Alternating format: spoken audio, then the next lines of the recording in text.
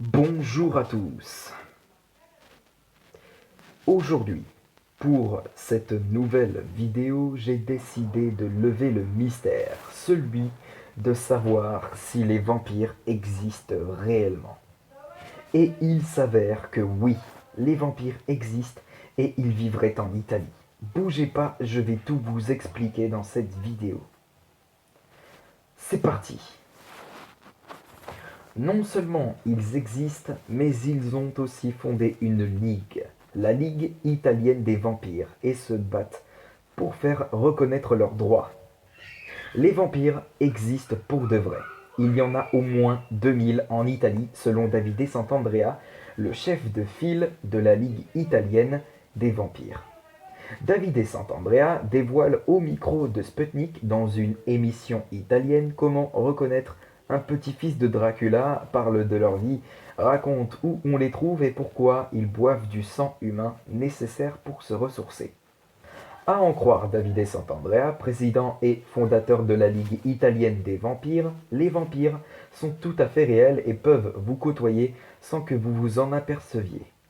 En Italie, il y en a au moins 2000 qui se sont déclarés, d'autres pourraient cependant rester dans l'ombre et garder soigneusement leur grand secret.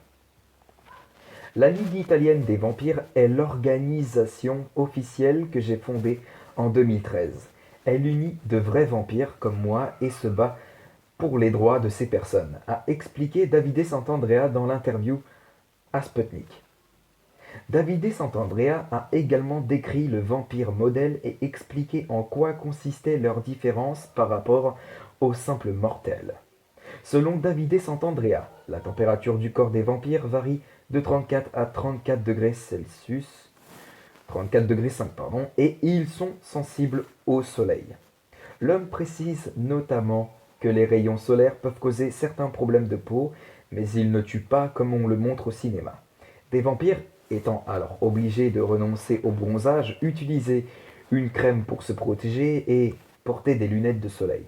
Leur tissu osseux guérit également plus rapidement après une fracture. En outre, ils sont plus actifs la nuit et ont sommeil dans la journée. Les cinq sens, le goût, l'odorat, l'ouïe, le toucher et la vue des vampires sont aussi plus développés que chez les humains, explique-t-il. Plusieurs vampires ont en plus des capacités extrasensorielles, le don de voir et de lire le passé en touchant des objets et des personnes. Grâce à cela, certains parmi eux coopèrent avec la police, poursuit Davide Sant'Andrea. D'un point de vue médical, les vrais vampires n'ont pas besoin de sang, mais de prana. Le prana, c'est l'énergie vitale. En raison de nos caractéristiques et capacités, nous consommons beaucoup plus de prana qu'une personne ordinaire, a-t-il expliqué. Les vampires ont alors besoin de prana pour rester en bonne forme et être actifs afin de combler le manque d'énergie. Boire du sang est un moyen d'extraire de l'énergie du corps. De même, il peut être extrait de l'esprit et de la psyché. C'est le moyen le plus simple car l'énergie vitale circule dans le sang. Pour obtenir de l'énergie, faites une petite coupure et aspirez un peu de sang, conseille Davide Sant'Andrea. Cependant, des vampires apprennent à se passer du sang car cela est souvent perçu comme quelque chose d'immoral, surtout en Italie. D'où prennent-ils le sang? Vous vous demandez probablement. Eh ben, voici la réponse. Il y a des donneurs majeurs qui présentent des documents attestant qu'ils sont en bonne santé et ils donnent leur sang à titre bénévole.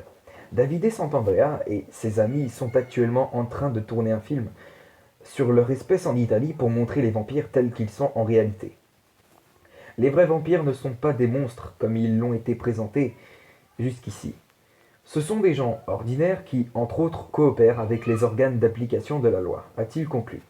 Et bien voilà ce qui conclut cette vidéo. Oui, les vampires existent mais ne tuent pas. Rassurez donc vous, si vous avez peur. Voilà. Les vampires existent bien mais ne tuent pas comme dans les films. Hein, voilà. Bref, voilà. On se laisse ici et quant à moi je vous retrouve demain pour une prochaine vidéo. À demain.